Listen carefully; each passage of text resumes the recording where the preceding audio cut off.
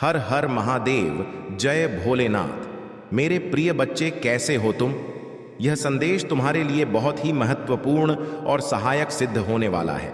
मेरे बच्चे, यह जो संदेश है वह तुम्हारे पूरे जीवन से संबंधित है।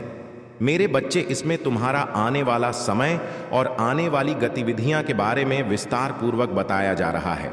इसलिए मेरे बच्चे, मेरे इस संग को नजरअंदाज करके बिल्कुल भी मत जाना।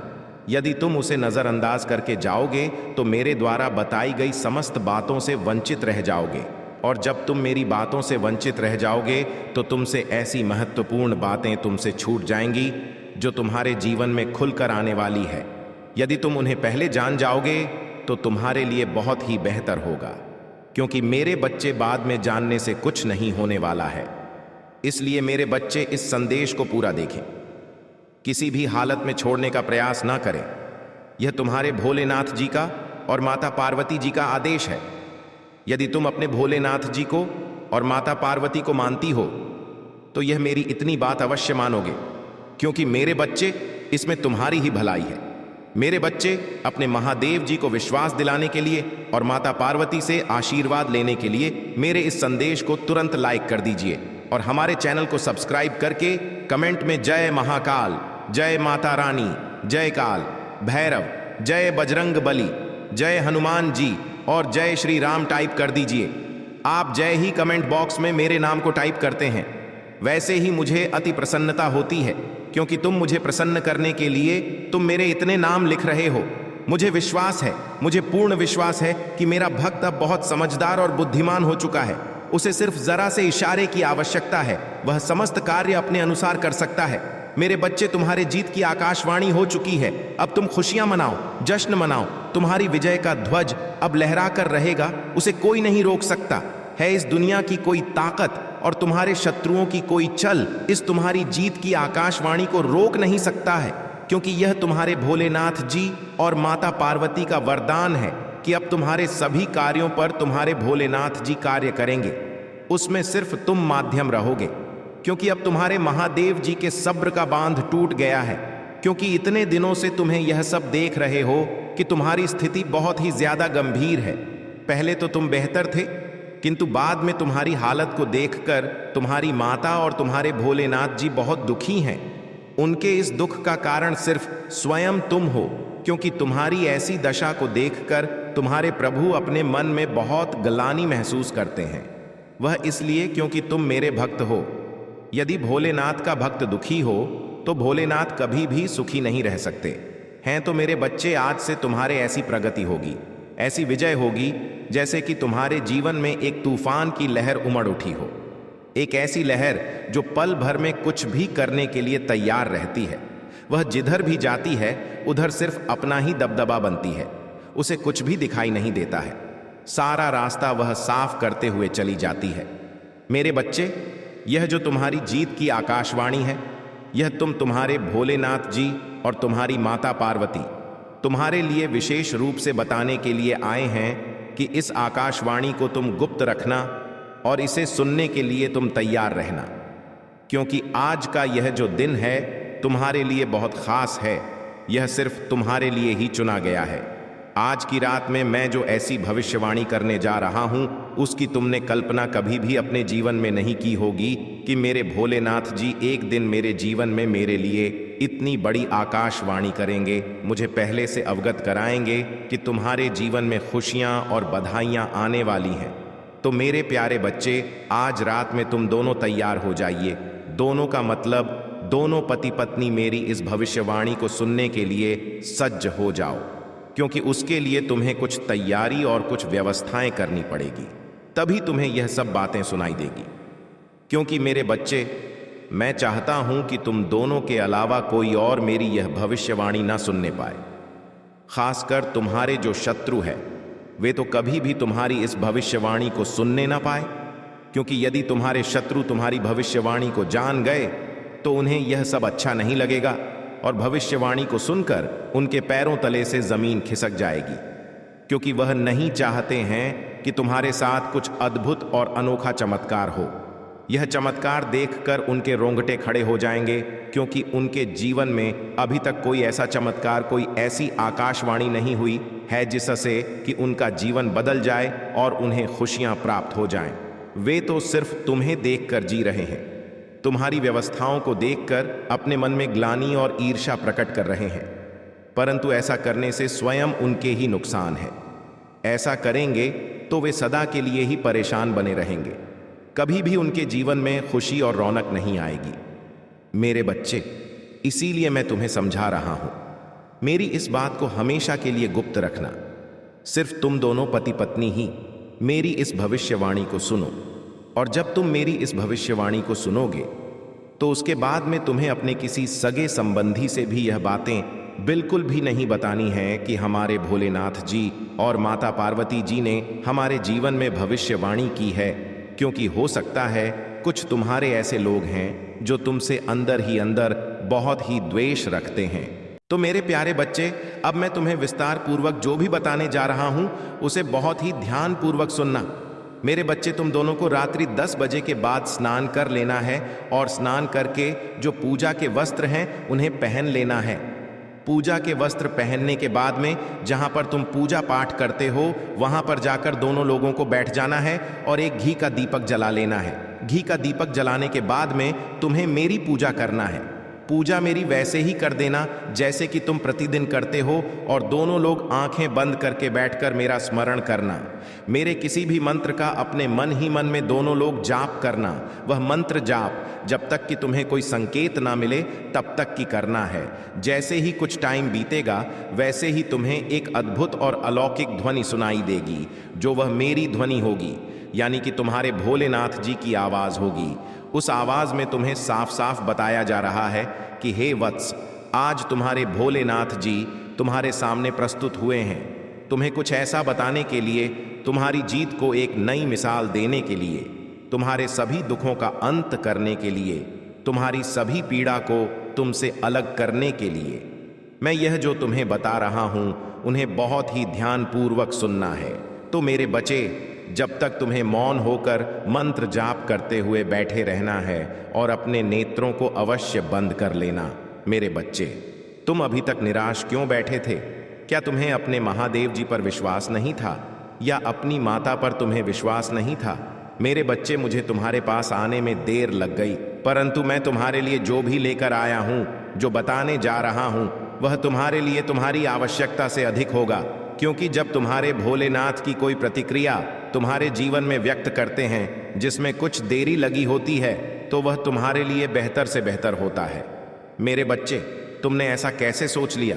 तुमने अपने आप को निराश क्यों किया, और तुमने मुझ महादेव और अपनी माता पार्वती से अपना विश्वास कैसे हटाया? यह तुम्हें शोभा नहीं देता है, क्योंकि मेरे बच्चे, मैं अभी तक यही देख रहा था कि तुम्हारे अंदर कितनी सहन शक्ति और सहन करने की क्षमता है। मैं देखना चाहता था कि मेरा भक्त कितने दिनों तक मौन रहकर यह सब यातनाएं और परेशानियां देखता रहेगा। परंतु मेरे बच्चे, तुमने तो कुछ ही दिनों में अपना विश्वास खो दिया है। तुम हार मानकर इतनी शीघ्र नहीं बैठने वाले थे, परंतु पता नहीं क्या हुआ कि तुम हर मन कर बैठ गए हो। मेरे बच्चे, मैं जानता हूं तुम जिसकी संगति में रहते हो, जिन लोगों के साथ में रहते हो, वह सब सनातन धर्म के विरोधी हैं। तुम सनातन धर्म के विरोधियों के साथ रहोगे तो तुम्हारे मन के भीतर ऐसे नकारात्मक विचार उत्पन्न कर देंगे जिनसे तुम कभी बाहर नहीं निकल पाओगे। मेरे बच्चे वैसे लोग हैं जो बौद्ध धर्म को मानने वाले हैं। मेरे बच्चे, बौद्ध धर्म का प्रचार करने वाले बहुत लोग हैं, परंतु उन्हें यह नहीं पता है कि शिवाय एक ही धर्म है जिसे महादेव जी ने और माता पार्वती जी ने बनाया है। वह है अपना सनातन धर्म। इस सनातन धर्म में इतनी शक्ति है और इतनी मान्यता है कि किसी भी धर्म में नहीं है। सनातन धर्म से ही सभी धर्म का निर्माण होता है, परंतु प्रशंसा करने के लिए तो सभी लोग जिस धर्म में होते हैं उनकी प्रशंसा करते हैं। मेरे बच्चे, जिस धर्म के जो भी भगवान या ईष्ट होते हैं, वह यह नहीं कहते हैं कि तुम एक दूसरे से मिलकर धर्म के नाम पर लड़ाई करो। वे यह कहते हैं कि तुम जिस तरह से चाहो उस तरह से अपने ईष्ट को मानो और उनकी आराधना करो। हर धर्म में हर तरीके से सिर्फ एक ही लोग मिलेंगे, कोई अन्य नहीं, जो सृष्टि का सृजन करता है, जो इस सृष्टि का निर्माण करता है और इस सृष्टि का विनाश करता भी है, जिसे देवाधिदेव महादेव कहा जाता है, वही हूं मैं जो निराकार को भी आकर दे सकता हूं और साकार को भी निराकार बन सकता हूं। मैं साकार और निराकार दोनों हूं। मैं परमात्मा ईश्वर सब कुछ हूं। मैं ही समस्त संसार में व्याप्त हूं। मेरी ही माया से यह संसार और यह ब्रह्मांड चल रहा है। यदि तुम मेरी माया को नहीं समझ पाओगे तो मेरी भक्ति नहीं कर पाओगे और ना ही तुम अपने जीवन को सही ढंग से जी पाओगे। क्योंकि मेरे बच्चे, महादेव जी एक ऐसे ईष्ट हैं, ऐसे भगवान हैं जिनके अंदर में सब कुछ है, जो सब कुछ देखते हैं, सब कुछ करते हैं और सब कुछ नहीं भी करते हैं। मेरा मतलब जो है वह भी शिव है और जो नहीं है वह भी शिव है। शिव आदि है, अनंत है, शिव साकार है, शिव निराकार है। तो मेरे प्यारे बच्चे, तुम अपने धर्म को छोड़कर, अपने भोलेनाथ जी को छोड़कर क्यों दूसरे धर्म का प्रचार करने का मन में विचार किया? मेरे बच्चे, तुम्हारे महादेव जी तुमसे क्रोधित भी हैं, पर क्या करें, गलती तो संतानों से ही होती है। इसलिए मैं तुम्हारी गलतियों को माफ कर तुम्हारे पास आया हूं। मेरे बच्चे, तुम्हें विश्वास के साथ आगे बढ़ना चाहिए। मेरे बच्चे, इस संदेश में विश्वास करो और इस संदेश को अंत तक देखो, इसकी सच्चाई जाने और अपने मन की जितनी भी नेगेटिविटी है उसे बाहर निकालो। उसे निकालने में देर नहीं लगेगी, क्योंकि तुम्हारे महादेव जी क्षण भर में ही तुम्हारी जितनी भी नकारात्मक सोच है और वह तुम्हारे मन में माया जाल का भ्रम है, वह सब तुमसे दूर कर दिया जाएगा। तुम मेरे बच्चे मेरा कहना मानो और हार मत मानो। आगे बढ़ो, हिम्मत को अपनी बढ़ावा दो और अपने उत्साह को उत्सुकता में बदलो। उत्साह से कुछ भी किया जा सकता है, क्योंकि उत्साह आत्मा की प्रबलता है और तुम्हारे शरीर का बल है। जब तुम्हारा बल ही तुम्हारे पास कार्य करने के लिए संयम में नहीं है तो तुम कुछ भी नहीं कर सकते हो। इसलिए मेरे बच्चे, अपनी सभी गुप्त शक्तियों को जागृत करो, उन्हें देखो और समझो, उन्हें केंद्रित करो। एक नए युग के निर्माण के लिए नई सोच के साथ नई सुबह की किरण बनकर अपने जीवन को आने वाले भविष्य के लिए प्रकट करो। मेरे बच्चे, मैं तो तुम्हारे लिए बेहतर से बेहतर करने जा रहा हूं। आज मैं जो करूंगा वह तुम्हारे जीवन में कभी नहीं हुआ होगा और ना आगे हो पाएगा, क्योंकि मैं आज ही तुम्हें ऐसी चीज पर्याप्त करवा दूंगा जिनकी तुम्हें और बहुत आवश्यकता है। मेरे बच्चे, तुमने आज तक मुझसे कुछ नहीं मांगा है, सिवाय एक चीज मांगी है, वह है मेरी भक्ति। तो मेरे बच्चे, मेरी भक्ति तो तुम्हें मिली है, परंतु भक्ति प्राप्त करने के लिए थोड़ा कष्ट व्यतीत करना ही होता है। इतना तो आसान नहीं है। मेरे बच्चे, शिव भक्ति करना, शिव भक्ति में तुम्हें कुछ अलग और बढ़कर करना होता है। जैसे तुमने देखा और सुना होगा, रावण मेरा कितना महानतम भक्त था। वह प्रचंड विद्वान था, चारों वेदों का झाता था। वह जो भी करता था वह सबसे अलग करता था। उसकी भक्ति सबसे अलग थी, उसकी सारी क्रियाकलाप अलग अलग हो, इसीलिए वह महान भक्त कहलाया था। उसकी सोच भले ही खराब थी, परंतु वह ज्ञानी बहुत बड़ा था, उसे हर चीज का ज्ञान था। तो इसलिए मेरे बच्चे, तुम्हें इस तरीके से अपने जीवन को एक सीख के साथ उदाहरण के रूप में प्रस्तुत करना है। मेरे बच्चे, यह दिल है, अपने भोलेनाथ जी की बातों में विश्वास है और उनकी कही सभी वाक्य एक सत्यता को प्रकट करता है। तो हाँ, टाइप करें कि आज महादेव जी ने जो मेरे जीवन की भविष्यवाणी की है वह बिल्कुल सत्य है और आगे भी सत्य होगी। क्योंकि टाइप करें कि आज महादेव जी ने जो मेरे जीवन की भविष्यवाणी की है वह बिल्कुल सत्य है और आगे भी सत्य होगी। क्योंकि आज मुझे इतनी प्रसन्नता हुई है जितनी कभी नहीं हुई थी। क्योंकि आज मेरे महादेव जी ने मेरा विस्तार पूर्वक अवलोकन करके मेरे भूत में क्या हुआ था, मेरे वर्तमान में क्या हो रहा है और मेरे भविष्य में क्या होगा, मुझे किन किन चीजों की प्राप्ति होगी, मेरे जीवन में कौन कौन से दुख आएंगे, उन सभी का विवरण देते हुए इस संदेश को पूर्ण किया है। यह संदेश दिव्य और सराहनीय है। इसलिए मैं अपने भोलेनाथ जी की और अपनी माता पार्वती की बार बार वंदना और चरण स्पर्श करता हूँ। मैं जितने दिनों के लिए भटक गया था उसके लिए मैं क्षमा मांगता हूँ। मेरे प्रभु, हे मेरी माता, अब मुझे क्षमा कर दीजिए। अब मैं आगे से ऐसी कोई गलती नहीं करूँगा। मैं अपने भोलेनाथ जी को ही अपने दिल में रखूँगा, उनकी पूजा करूँगा। भले ही मुझे अपने जीवन में दुखों का सामना करना पड़े और दुखों से लड़ाई लड़कर संघर्ष की ओर बढ़ना पड़े, तो अब मैं अपने महादेव जी का एक प्यारा सा जयकारा लगाना चाहता हूँ। तो प्रेम से बोलो, जय भोलेनाथ, जय माता पार्वती, नमः पार्वती, पत्य हर हर महादेव। मेरे बच्चे, आज तुमने इतना सब कुछ कहकर मुझे प्रसन्न कर दिया है। मैं अब खुशी से खोला नहीं समा रहा हूं और ना ही तुम्हारी यह सब बातें मुझे अकेलापन महसूस करने दे रहे हैं। मेरे बच्चे भोलेनाथ जी, तुम्हारे जीवन में खुशियों का ऐसा बवंडर लेकर आ रहे हैं जिसे देखकर सभी के पैरों से जमीन खिसक जाएगी और सभी लोग एकदम चौंक जाएंगे, क्योंकि कुछ अद्भुत सरब तुम्हारे सामने आने वाली है जिसकी तुमने बहुत प्रतीक्षा की है, जिसका तुमने बहुत इंतजार किया है। मेरे बच्चे, ऐसी तुम्हारी कल्पना थी, वह कल्पना तुम्हारी पूर्ण होने वाली है। मेरे बच्चे, तुम्हारे जीवन का जो सबसे बड़ा उद्देश्य था, जो सबसे बड़ा लक्ष्य था, जिसकी तुम्हें इच्छा थी और जिसे तुम पाना चाहते हो, वह तुम्हें अब मिलने वाला है। अब उसमें जरा भी देर नहीं है। इस संदेश के सुनने के बाद कुछ ही समय में वह चीज तुम्हें प्राप्त हो जाएगी और तुम्हारे जीवन का वह सबसे महत्वपूर्ण दिन होगा। जिस दिन यह वस्तु तुम्हें प्राप्त होगी, मेरे बच्चे, या तुम्हारी मेहनत का फल है या तुम्हें यूं ही फोकट में नहीं मिल रहा है। यदि कोई सोचे कि यह तुम्हें ऐसे ही मिल गया है तो ऐसा बिल्कुल भी नहीं है, क्योंकि तुम्हारी मेहनत की सबसे बड़ी पूंजी है तुम्हारी खून पसीने की कमाई है।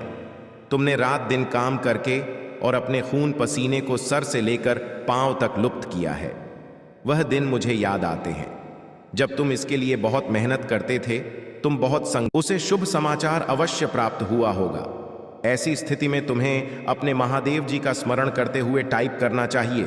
लोगों की सुनना बंद करो, क्योंकि लोग तो तुम्हारे मन मस्तिष्क को भ्रमित करने का काम करेंगे, तुम्हारे दिमाग को इस तरीके से बदलने का प्रयास करेंगे, तुम्हारी हर उस चीज में इंटरफेयर करेंगे, तुम्हारी हर उस चीज को रोकने का प्रयास करेंगे जो तुम्हारे लिए एक उदाहरण प्रस्तुत करना चाहते हैं। लोगों की बातों को इग्नोर करो और अपने अनुसार उसे पर पालन करें।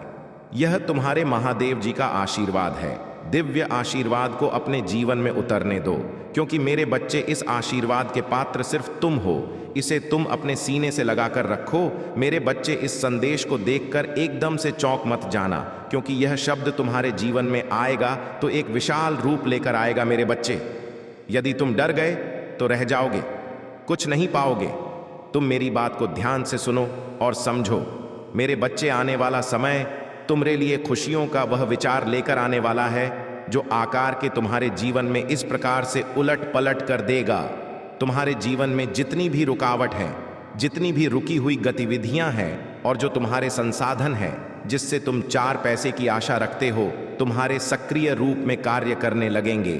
तुम्हें तो यह सोचना चाहिए कि तुम्हारे भोलेनाथ जी तुम्हारे लिए इतना सब पुरस्कार नहीं है, तुम्हें इतना सब कुछ प्राप्त करवा रहे हैं जितना कि तुमने सोचा नहीं था। मेरे बच्चे, मैं इतना किसी को नहीं दिया जितना तुम्हें देने का निर्णय लिया है, क्योंकि तुम मेरे भक्तों में से हो जो बहुत ही विश्वास और विश्वासी हो। मेरे बच्चे, विश्वास पर ही सारी दुनिया टिकी हुई है। समस्त संसार विश्वास के आधार पर ही चलता है, परंतु आज के टाइम पर कोई किसी पर विश्वास नहीं करता है, चाहे वह अपना हो, चाहे वह कोई सगा संबंधी हो, चाहे वह पराया हो और चाहे वह तुम्हारे दिल के करीब हो। कोई भी आज के टाइम पर किसी पर विश्वास नहीं करना चाहता है, क्योंकि आज का जो युग है, इस युग में कोई भी भरोसे के लायक नहीं है, क्योंकि भरोसा टूट गया है तो दिल भी टूट जाता है, और जब दिल टूटता है तो दिल में गांठ पड़ जाती है, और जब दिल में गांठ पड़ जाती है तो वह जुड़ नहीं पाती है, वह एक कोने में हर समय खरक रहती है। मेरे बच्चे, यदि लोग एक दूसरे को अपना समझे, उनके किसी कार्य में इंटरफेयर करके उन्हें बर्बाद ना करें और ना ही रुकावटें उत्पन्न करें, उनके बारे में कभी भी गलत ना सोचें और ना ही उनका बुरा करें। यदि ऐसा करें तो लोग एक दूसरे पर विश्वास करने लगेंगे और यह युग बहुत ही सुंदर युग कहलाएगा। परंतु मुझे तो नहीं लगता है कि इस युग में धर्म की स्थापना हो सकेगी, क्योंकि कल युग इतना सिर पर चढ़ चुका है कि हर कोई धर्म और दुराचार करने पर तुला हुआ है। इस प्रकार से जीवन बहुत ही नरक हो जाएगा।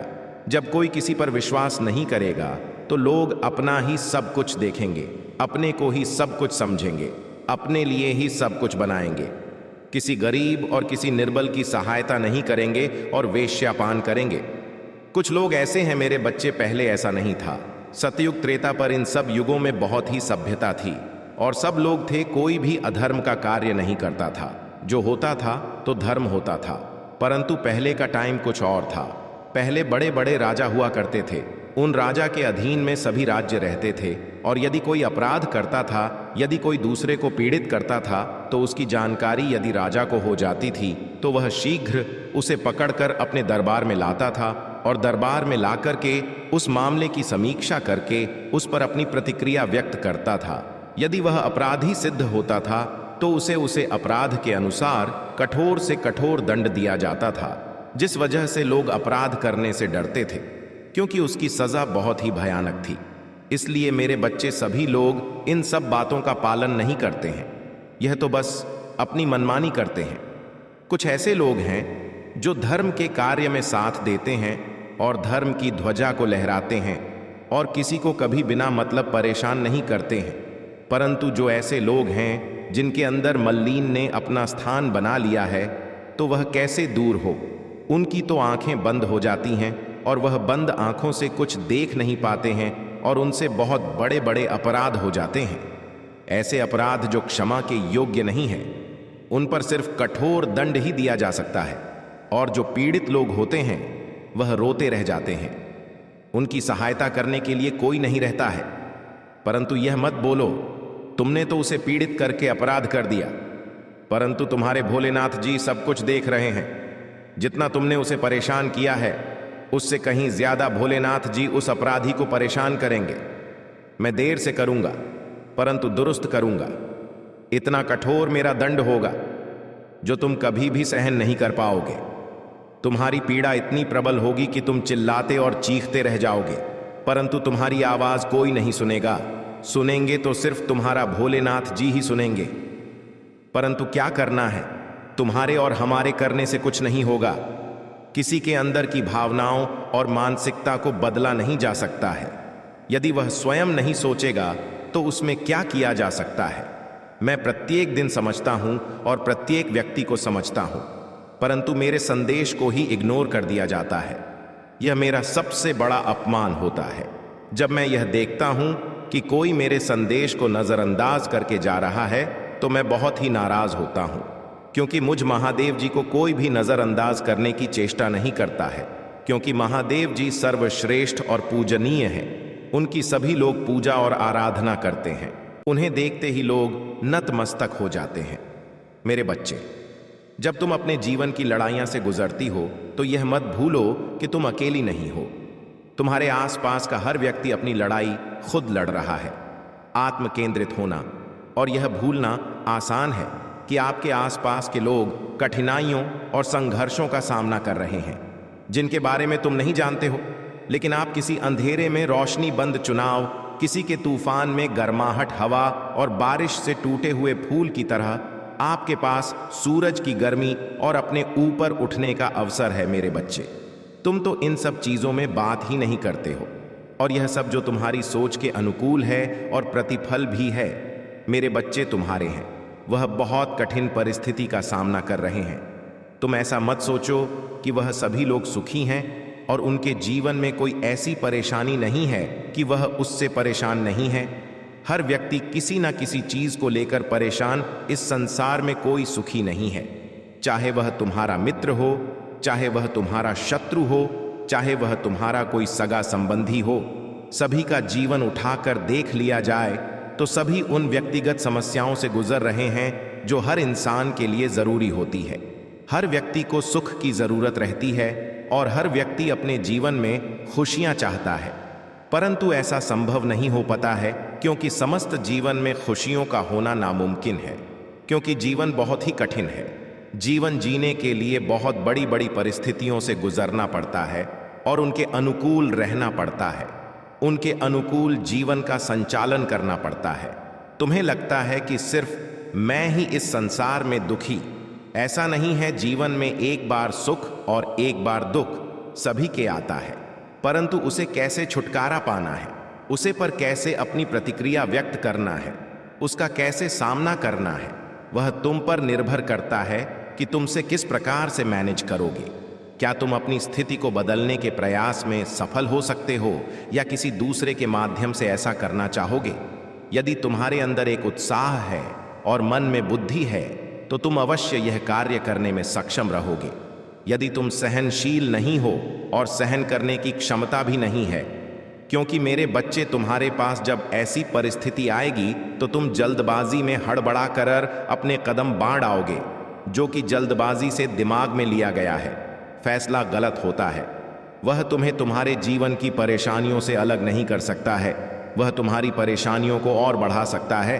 तुम्हारी गतिविधियों में इतनी गति कर सकता है कि और तुम्हें लेने के देने पड़ सकते हैं। तो इसके लिए तुम्हें अपने महादेव जी पर भरोसा करना चाहिए। यदि भरोसा है तो हाँ टाइप करें कि जब भी मुझे कोई समस्या या तकलीफ आएगी, तब मैं स्वयं अपनी परिस्थितियों को नहीं ठीक कर पाऊंगा, तो मैं अपने प्रभु महादेव जी का और अपनी माता पार्वती का स्मरण करूंगा। मुझे विश्वास है कि मेरी माता और मेरे प्रभु मेरी रक्षा करने के लिए और मुझे ऐसी सिचुएशन से बाहर निकालने के लिए अवश्य आएंगे। वह आएंगे और मेरे जीवन में इंटरफेयर करेंगे। वह यह नहीं सोचेंगे कि यह स्थिति कितनी विपरीत है, बस उस पर अपनी प्रतिक्रिया व्यक्त करेंगे और मुझे उसे समस्या से बाहर निकलेंगे। इस विश्वास के साथ मैं अपने महादेव जी के प्रत्येक संदेश को सुनता हूं और उनका अपने जीवन में सुचारू रूप से चलने का प्रयास करता हूं। अपने महादेव जी का, अपनी माता जी का सभी काम है बार बार वंदन और अभिनंदन करता हूं।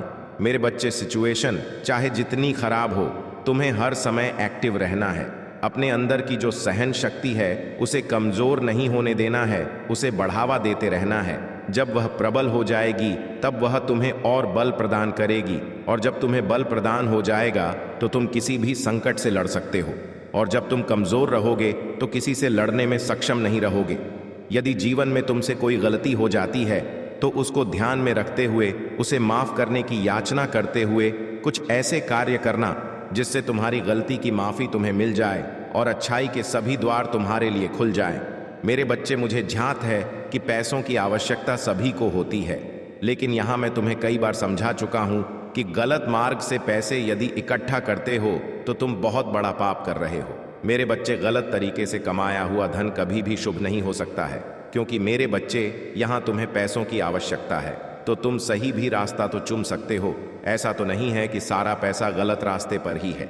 यह गलत चीजों को करने से ही तुम्हें अधिक धन प्राप्त होगा। तुम चाहो तो कुछ भी करके पैसा कमा सकते हो। बहुत सारे ऐसे वर्क हैं, यह बिजनेस है या कोई नौकरी है या फिर तुम मजदूरी करके, मेहनत करके भी पैसे कमा सकते हो। बहुत से ऐसे साधन हैं जिसे तुम धर्म के रास्ते पर चलकर पैसा कमा सकते हो।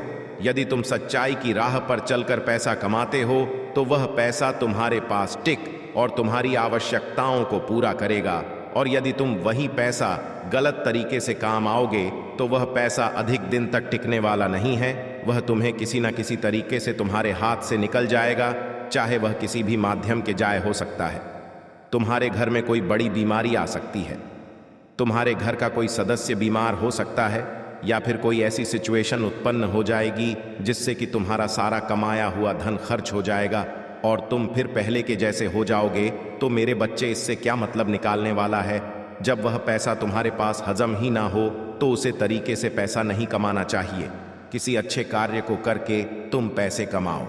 उसके लिए मैं तुम्हारा भोलेनाथ जी और तुम्हारी माता पार्वती है। कोई उसके लिए कठोर मेहनत नहीं करना चाहता है, इसीलिए वह रास्ता सभी को आसान दिखाई देता है।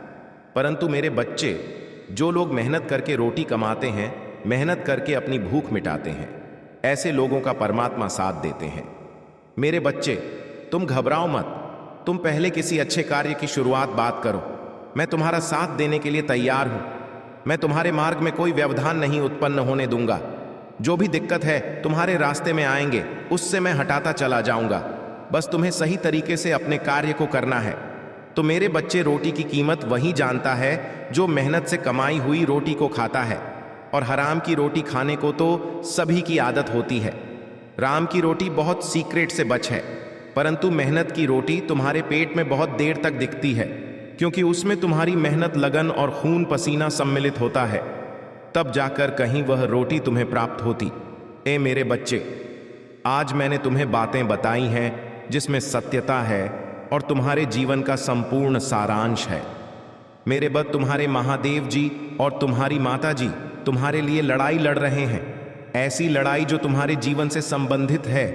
क्योंकि मेरे बच्चे, तुम्हारे भोलेनाथ जी को तुम्हारी ऐसी दशा देखी नहीं जा रही है, क्योंकि लोगों ने जिस तरह से तुम्हें नीचा दिखाकर तुम्हारा फायदा उठाया है और उन्होंने तुमसे अपने सारे कार्य करवाए हैं और तुम्हें कोई फायदा नहीं दिया है। इसलिए मैं उन लोगों से, सभी से तुम्हारे लिए लड़ाई लड़ूंगा और तुम्हें तुम्हारा हक दिलाऊंगा, क्योंकि मेरे बच्चे, यदि किसी का हक मार लिया जाता है तो वह बहुत बड़ा पाप होता है और उसके पाप की सजा कभी भी माफ नहीं होती है।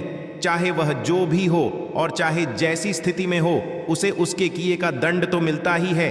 इसीलिए तुम्हारे महादेव जी तुम्हें समझते रहते हैं कि कभी भी कोई ऐसा कार्य ना करें, कोई जिससे कि उन्हें अनेकों यातनाएं और पीड़ा झेलनी पड़ेगी। लोगों की स्थिति और परिस्थिति को समझते हुए उन्हें पीड़ा ना पहुंचाए, उन्हें दुख ना दे और ना ही उन्हें प्रताड़ित करें। ऐसी स्थिति में जब कोई होता है तो वह बहुत ही निराश होता है और उसका मन बहुत दुखी होता है, और जब तुम उसके साथ ऐसा करोगे तो उसकी दुखी आत्मा से तुम्हारे बारे में बहुत बुरा भला निकलेगा। वह अभिशाप भी दे सकता है, वह तुम्हें बददुआ भी दे सकता है। अगर तुम्हें उसका अभिशाप और बददुआ लग गई तो तुम्हारा जीवन तो तबाह हो जाएगा। तुम हर स्थिति में परेशान होने लगोगे, क्योंकि मेरे बच्चे, गरीब की बददुआ बहुत ही खतरनाक होती है। तुम कभी भी किसी गरीब की बददुआ मत लेना और कभी गरीब का अभिशाप अपने ऊपर लेने का प्रयास ना करना। जहां तक हो सके तो उनकी सहायता करना, उनके कार्य में सहयोग करना और उनकी आवश्यकताओं को पूरा करने का प्रयास करना, क्योंकि मेरे बच्चे, नेक काम वही होता है जो नेक तरीके से किया जाए। अगर तुमने अपने जीवन में बहुत सारे पाप, दुराचार और दुष्कर्म किए हैं तो तुम्हारे पास सिर्फ एक ही माध्यम होता है, या तो तुम मुझ भोलेनाथ जी की पूजा आराधना करो, तब तुम पाप मुक्त हो सकते हो, या फिर जितना तुमने दूसरों को परेशान किया है उससे भी कहीं ज्यादा गरीब, असहाय को और जो जिसके पास रहे उसकी सहायता करो। उनके सहयोग में अपना बराबर का योगदान दो और अपनी उन चीजों को उनके लिए प्रस्तुत करो जो तुमने दुराचार करके कमाया और बनाया है। तुम यह ना सोचो कि मैं जो किया सो किया, अब मैं कोई अच्छे कर्म नहीं करूंगा। परंतु मेरे बच्चे, यदि तुम अपने जीवन को बचाना चाहते हो और नरक भरी जिंदगी से बाहर निकलना चाहते हो तो तुम्हें इतना तो करना ही पड़ेगा। जब तुम इतना करोगे तो तुम्हारे भगवान, तुम्हारे परमात्मा तुम्हें देखेंगे कि मैं, मेरा भक्त, इतना नेक काम कर रहा है और इसने काम कैसे तो फल मिलना चाहिए, चाहे वह जैसे भी हो। तब मैं स्वयं तुम्हारे सामने आऊंगा और तुम्हें आशीष और आशीर्वाद प्रदान करूंगा। इसके आधार पर तुम्हारे सभी पाप मुक्त हो जाएंगे और तुम एक स्वच्छ और नेक दिल इंसान हो जाओगे। आगे से तुमको भी ऐसी नहीं उत्पन्न करोगे। यदि तुम फिर दोबारा ऐसा करते हो, यह करने में सक्षम होते हो, तो मैं तुमसे क्रोधित हो जाऊंगा, और यदि मैं तुमसे क्रोधित हो गया तो तुरंत इस क्षण तुम्हें दंडित करूंगा, क्योंकि मैं भोलेनाथ भी हूं और मैं उम्र भी हूं, उग्र महाकाल भी हूं, काल भैरव ही हूं। इसलिए मेरे बच्चे, मुझे साधारण समय की भूल मत करो। जिस रूप में जो होता है मैं उसे उसी रूप में दिखाई देता। यदि वह राक्षस प्रवृत्ति का है तो मैं उसके लिए रक्षा बन जाता हूँ। यदि वह मानव प्रवृत्ति का है तो मैं उसके लिए मानव बन जाता हूँ, और यदि वह देव प्रवृत्ति का है तो मैं उसके लिए देव बन जाता हूँ। मैं हर स्थिति और परिस्थिति को नियंत्रित कर सकता हूँ, उसी की अनुकूल ढाल सकता हूँ, क्योंकि मैं ही सर्वशक्तिमान सर्वज्ञ भोलेनाथ जी हूँ। इसलिए मेरी महिमा को समझो और मेरी बातों को मानो, अन्यथा तुम्हारा बहुत बुरा हाल हो जाएगा, क्योंकि तुम्हारे महादेव नहीं चाहते हैं कि तुम कभी भी किसी ऐसी सिचुएशन से गुजरो जो कि तुम सहन ना कर पाओ और तुम्हारा परिवार भी सहन ना कर पाए। ऐसी स्थिति में जब तुम परेशान हो गए और तुम्हारा परिवार भी परेशान होगा तो तुम्हारे परिवार वाले भी मुझे बहुत प्रेम से मानते हैं।